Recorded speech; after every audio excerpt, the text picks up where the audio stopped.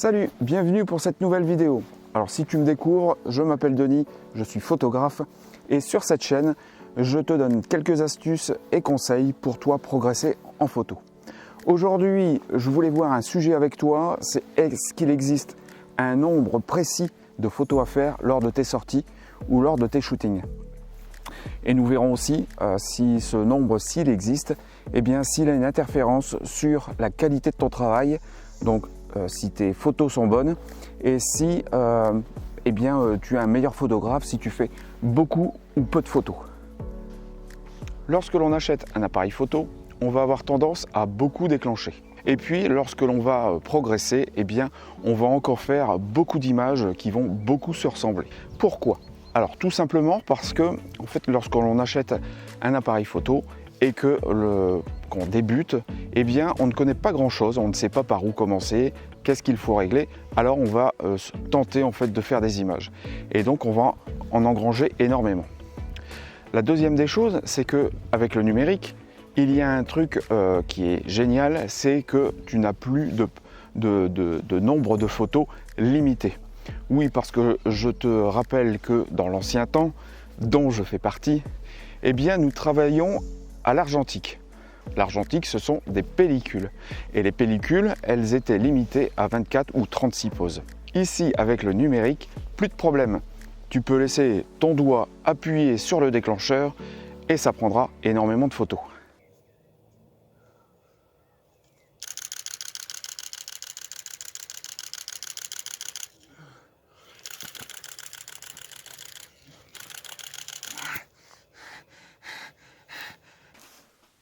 Non mais, ça va pas? Bah, je t'ai pas appris comme ça. Tu arrêtes tout de suite, hein. C'est pas comme ça qu'on fait de la photo.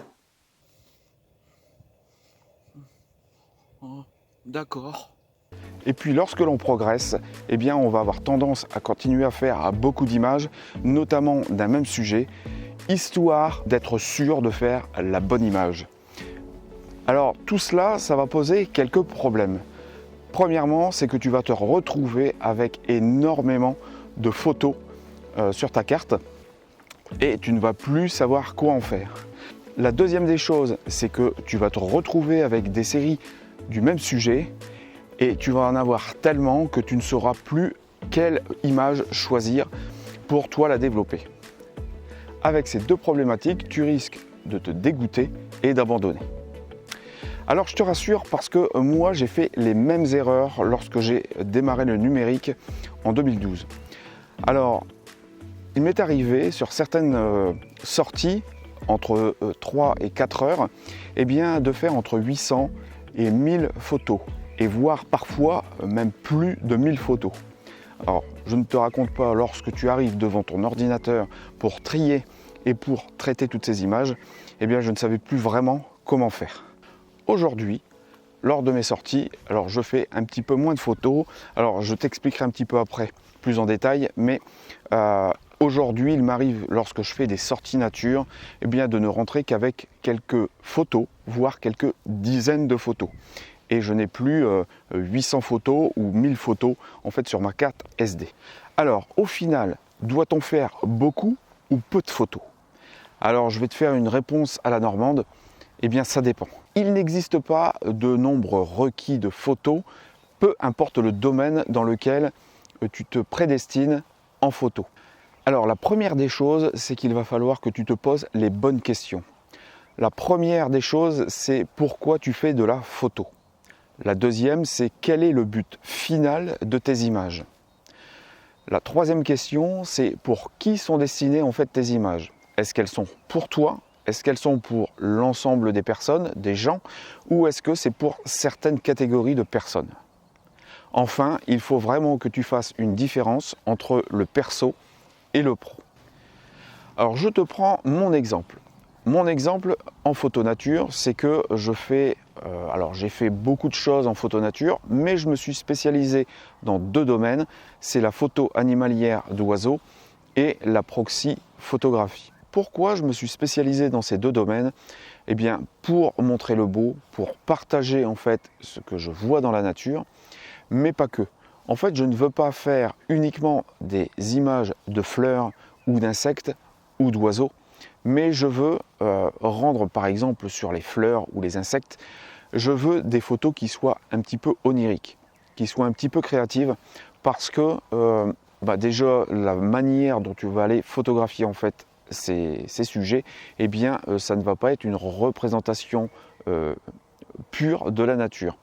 Donc moi ce n'est pas une représentation pure de la nature que je veux faire, mais c'est ma vision photographique et c'est une manière artistique et onirique en fait de pouvoir le faire. Pour les oiseaux, la manière artistique dont je veux les mettre en valeur, eh bien c'est pour justement montrer aux gens en fait la beauté de la nature, mais aussi ramener les oiseaux en fait à leur place en fait dans la nature.